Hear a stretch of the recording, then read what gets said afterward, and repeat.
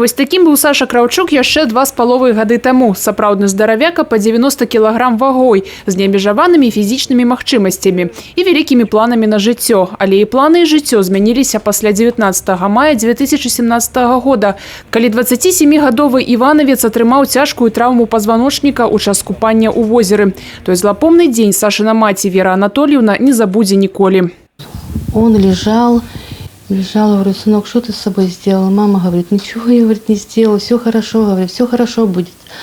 Я смотрю, что у него произвольно руки начали просто вот болтаться. Я не могла поверить, я была в таком шоке. Я вот смотрю на него, слезы накатываются. Я просто не представляла, что вот то, что вот он сказал, что он не будет ходить. Я до сих пор верю, что он будет ходить.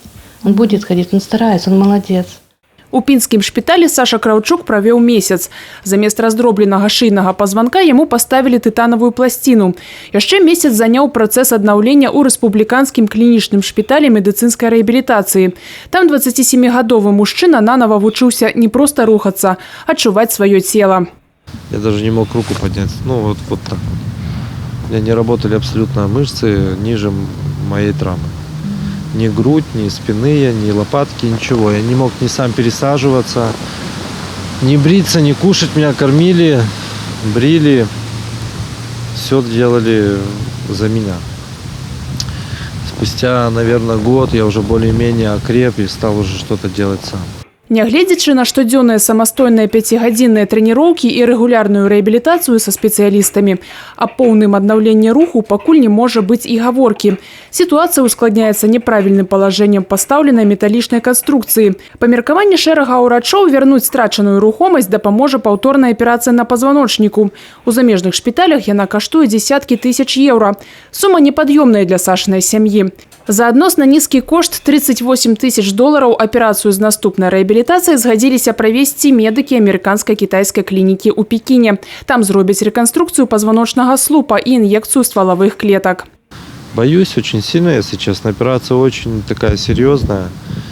Боюсь того, что все придется начинать все сначала.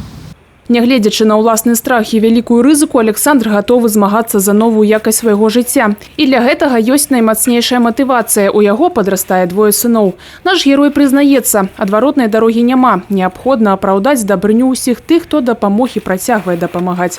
Для гэтай мэты маці Александра адкрыла дабрачынны рахунак. За месяц на яго паступіла крыху больш за палову ад неабходнай сумы. Спасибо всем. Все хорошо очень помогают. Я надеюсь, что мы насобираем определенную сумму и поедем, сделаем повторную операцию. Дапамагчы 29-гадоваму маладому бацьку здзейсніць яго мару, самастойна стаць на ногі і адвесці сына ў першы клас можна праз грашовы перавод на дабрачынны рахунак альбо праз папаўненне баланса тэлефона. Тацяна Будгусеем, Дзяна Мішук, Александр Дзячэнка, тэлерадыёкампанія «Брэст».